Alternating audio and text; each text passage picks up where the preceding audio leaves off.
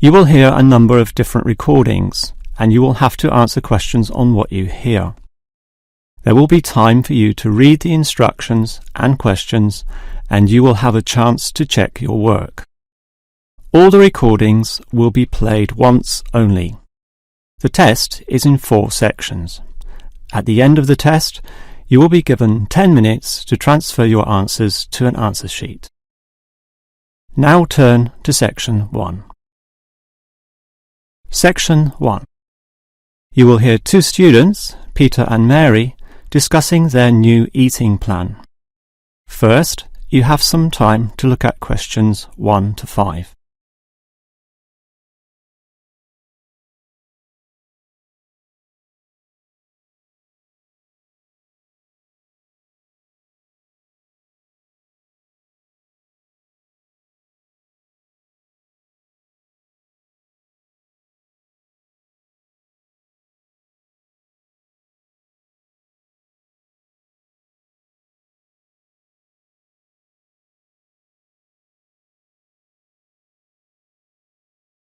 Now we shall begin.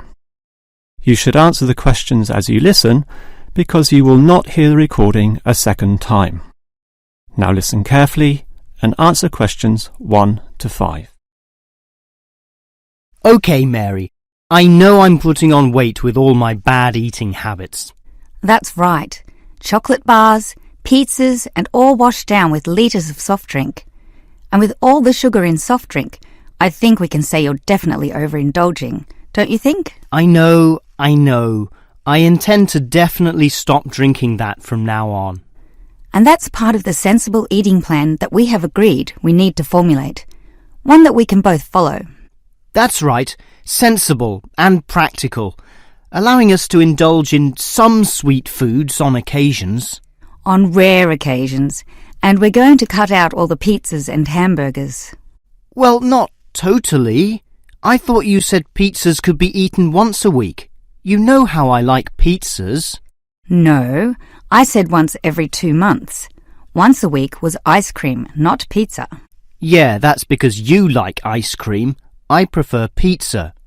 Peter, if you want to lose weight, you need to be disciplined in both what you eat and what you do, which brings us to the issue of exercise. That's right.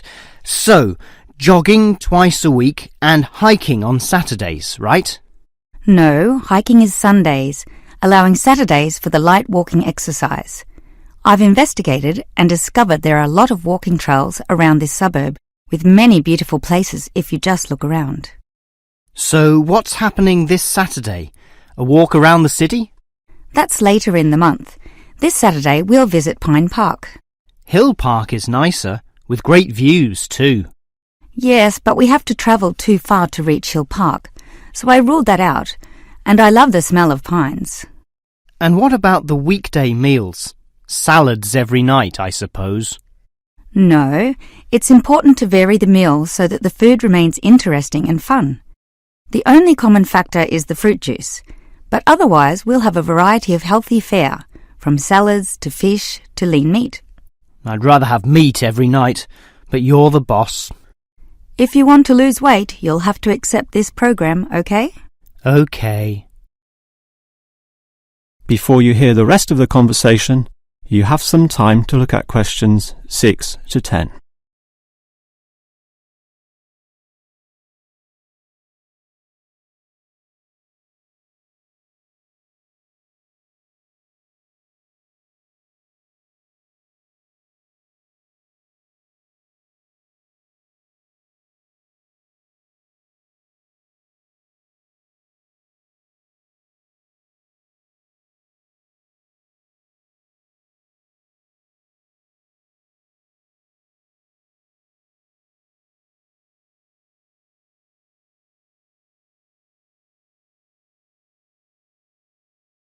Now listen and answer questions 6 to 10. Now, Mary, you said we could have a little treat in our diet plan 3 times a week, specifically Tuesdays, Thursdays and Sundays. Yes, a very small treat, but something to reward us for all the discipline shown. Such rewards will motivate us to continue the diet. So on Tuesdays, what can I choose? You have a choice between a small serving of chocolate, ice cream, or biscuits. OK, well, I'll go for the biscuits. I love those crunchy little things with my cup of tea. So do you, right? I do indeed, so I'll have them too, saving the ice cream for later. But I know how much you like ice cream, so why don't you save it for the end of the week? That will give you the motivation to keep going, and you can have chocolate midweek.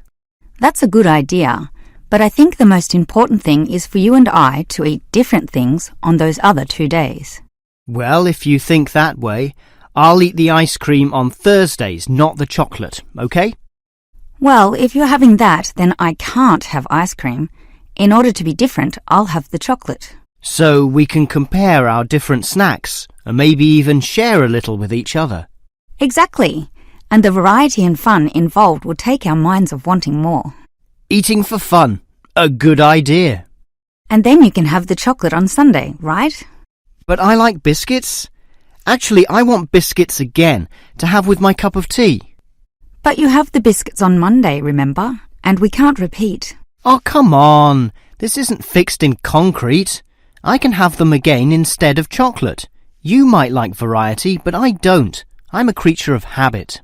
Well, the whole point of this was to taste different snacks. But if you want the same thing, OK. I, for one, am sticking to the original plan, with ice cream to finish the week and not another dose of chocolate. That is the end of section 1. You now have half a minute to check your answers.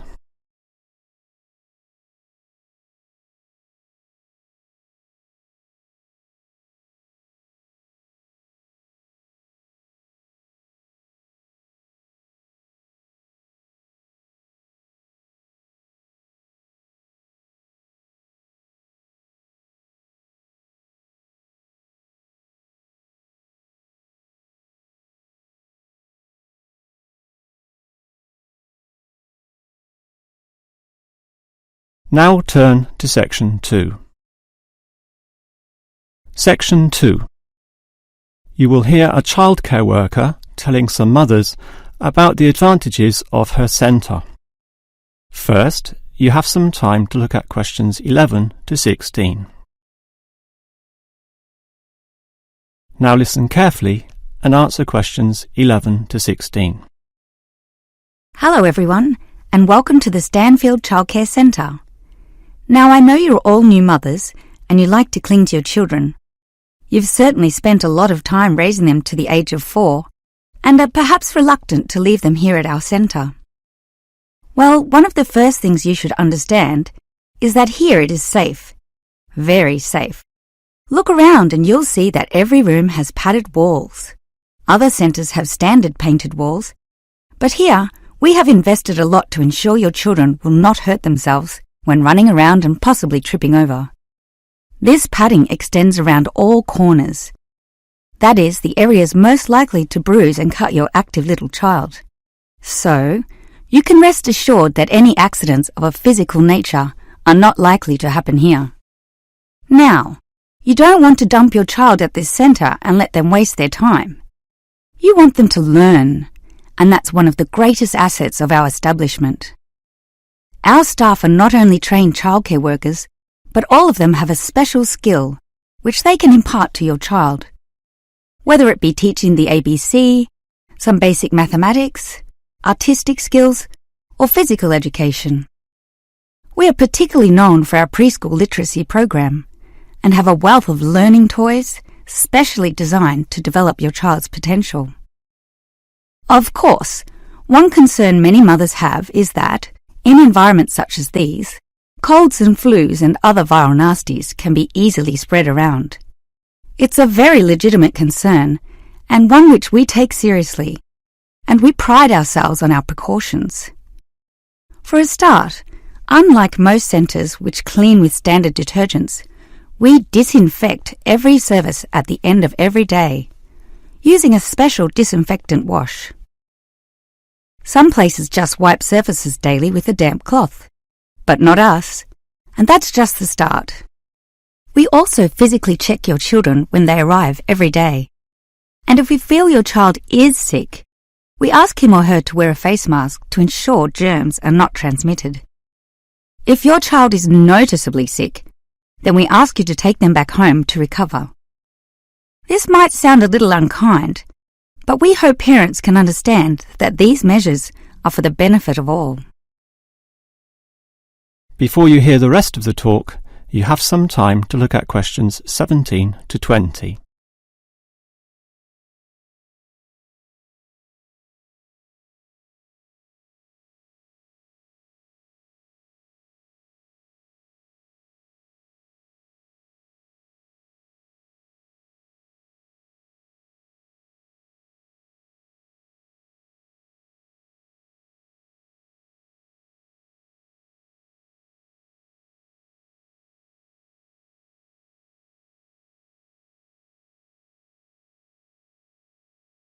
Now listen and answer questions 17 to 20. Now at Stanfield Childcare Centre, we have excellent childcare officers. And let me briefly introduce them. We have Susan, Andrea, Bella, Kathy, Lisa and Liz. They're all fully trained and come with some individual assets which make them even better. Bella, for instance, knows children very well, having worked here for 5 years, and Kathy has her own family, 2 little girls, so she can talk to you with first-hand knowledge of what it's really like to raise children. But getting back to Bella, she often relaxes here after work, spending long hours chatting to parents, as does Kathy in fact. But in terms of hours, nothing can compare to Andrea, who will sometimes spend the night here, staying in our overnight room. Why? Because this centre is very friendly and simply a great place to be. Bella, for example, used to be quite shy herself, but now is marvellous with the little kiddies, as outgoing as any of them. We let Kathy, though, deal with the particularly quiet and introverted children, since having her own family, she knows what can really bring them out.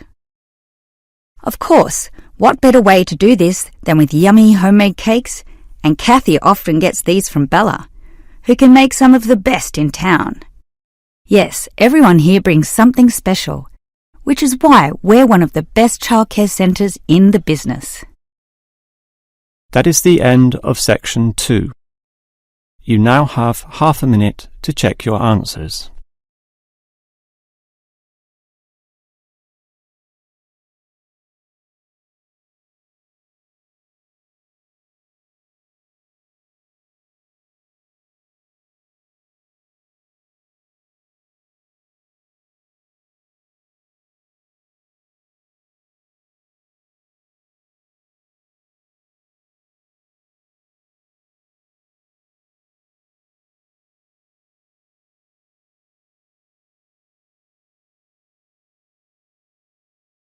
Now turn to section 3.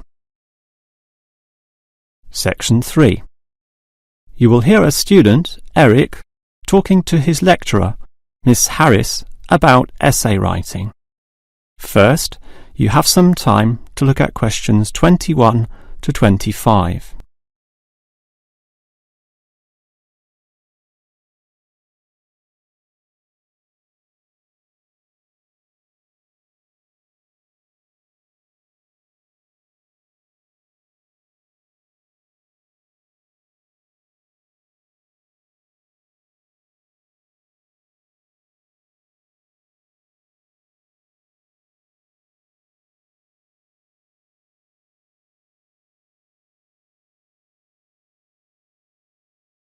Now listen carefully and answer questions 21 to 25.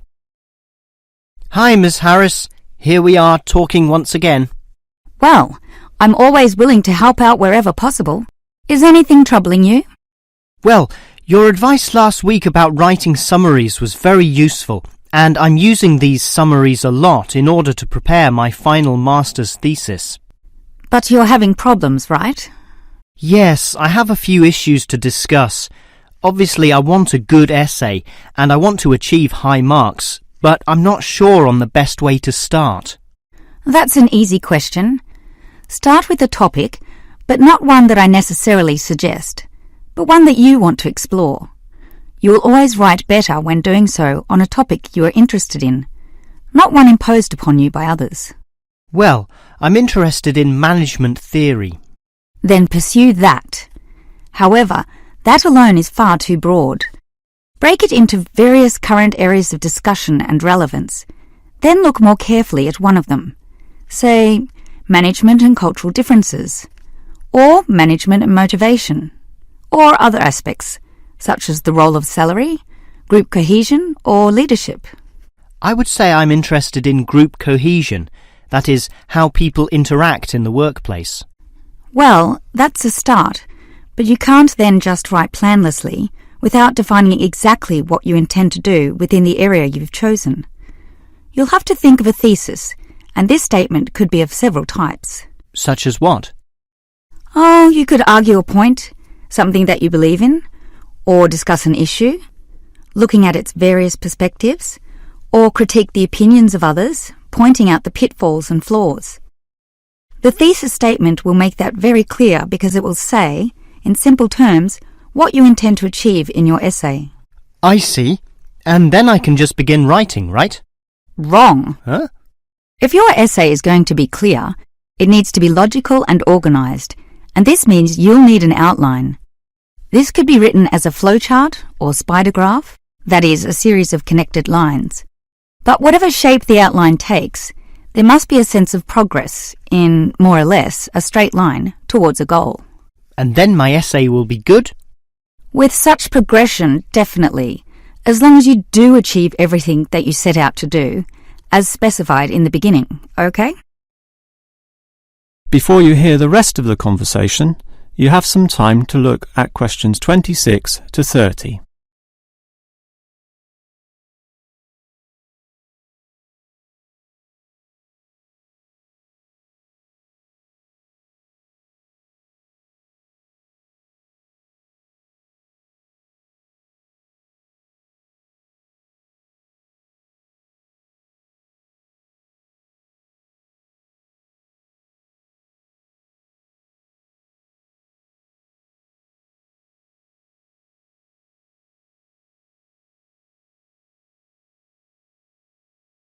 Now listen and answer questions 26 to 30. Well, Ms. Harris, your advice about essay writing all sounds very useful, solid and step-by-step, so I'll certainly follow that. But can you tell me in more general terms, what constitutes the best essay? Oh, there are many aspects to consider, but one of the most important is certainly original thinking. The best essays are written by people who think for themselves, and not just copy or imitate established views. I think I can do that. But remember, you can't just give a list of unsupported assertions. There needs to be support as well. A chain of logic linking each step in your argument. Right. Yet that alone is not enough. Your argument may be logically sound, but is it practically so? For that, you need examples from real life to illustrate your points or subpoints. I've got lots of examples from my course readings. I suppose I could use them. But remember, whenever you use an example or facts or figures that are not commonly known, you must give a reference. That's an academic necessity, without which your writing will automatically fail. So it's necessary to give these, right? Absolutely. And with that, your essay will be fine. But always ensure that you format it clearly. What do you mean? I mean the practical considerations, as written in the University Style Guide, such as leaving appropriate margins, using double spacing, Arial font, and so on. You see, your writing must look good as well as be good. I can certainly do that. And finally, related to the previous point, you need to respect the number of words required. Your individual lecturers will give you a word count figure, so follow what they say, making your essay neither too long nor too short. Perhaps 10% either way should be acceptable. 15% was common when I was younger, but it's a lot stricter now, and 20% would be pushing the boundaries just a little too far. I guess I can do all that. Thanks for your advice. That is the end of section 3. You now have half a minute to check your answers.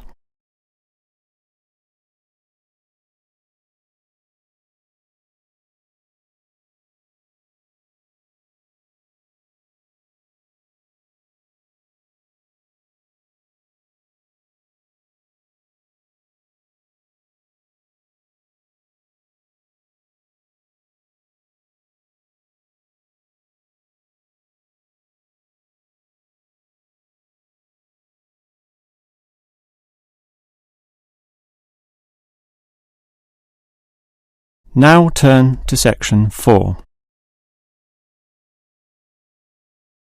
Section 4. You will hear a lecturer discussing the history of people's beliefs regarding whether the Sun or the Earth is at the centre of the solar system. First, you have some time to look at questions 31 to 33.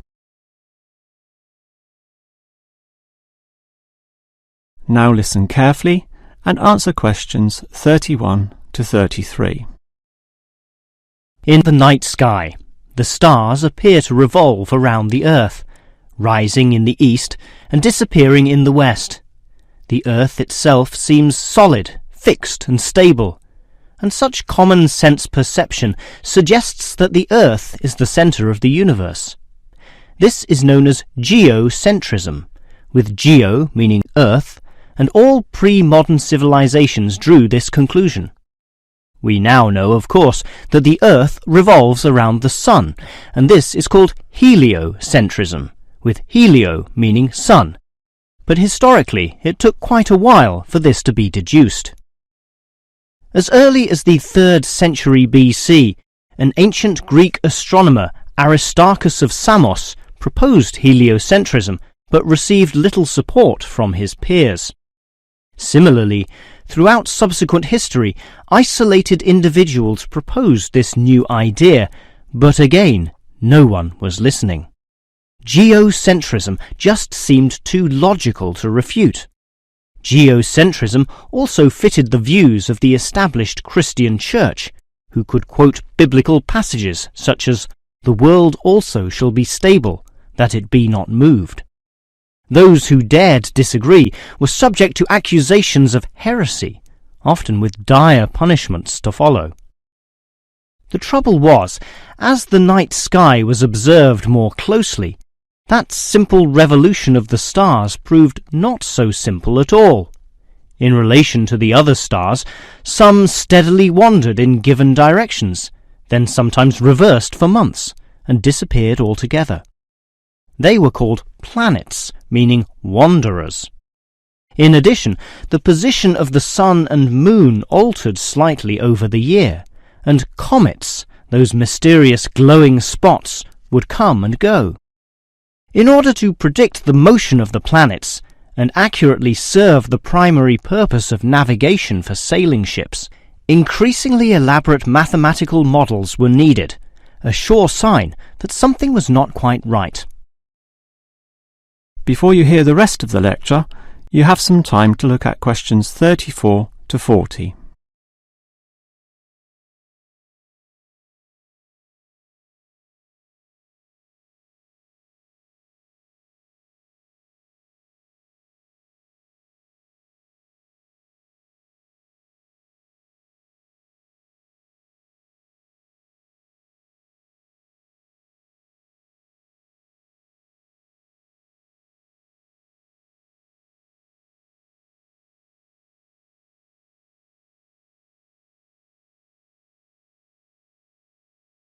Now listen and answer questions 34 to 40. Heliocentrism, or the belief that the Sun is the centre of the solar system, still needed a mathematically sound description before it could be scientifically accepted. And it was a Polish astronomer, Nicholas Copernicus, who in 1543 first published this. This event is sometimes referred to as the Copernican Revolution. Copernicus himself certainly feared the consequences of his proof, knowing full well it might invoke the anger of the established church. Probably for this reason, he waited until the last year of his life, when he was sick and dying, to release his findings.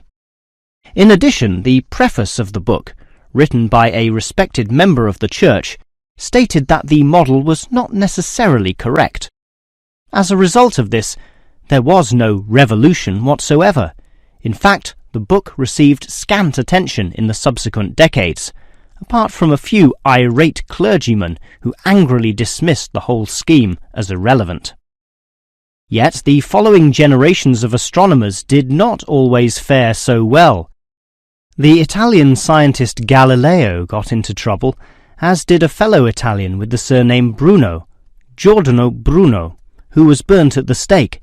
Yet ultimately nothing could slow the spread of heliocentrism across Europe.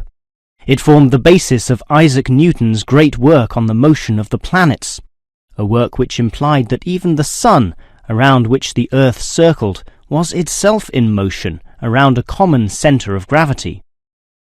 No discourse about heliocentrism could finish without mentioning that, somewhat unbelievably, there still exist those today who choose to believe that the Earth is the centre of the universe. Modern geocentrism is usually the result of literal interpretations of the Bible, which is the cornerstone of these people's beliefs. They, therefore, also believe in creationism, that is, that a God created everything, and while we may smile at this, it is sobering to consider that surveys have revealed that up to 10% of British people, 12% of Europeans, 20% of the USA, and 25% of the Middle East still hold the belief that the sun revolves around the Earth. One can only wonder what Copernicus would have thought of this. That is the end of section 4. You now have half a minute to check your answers.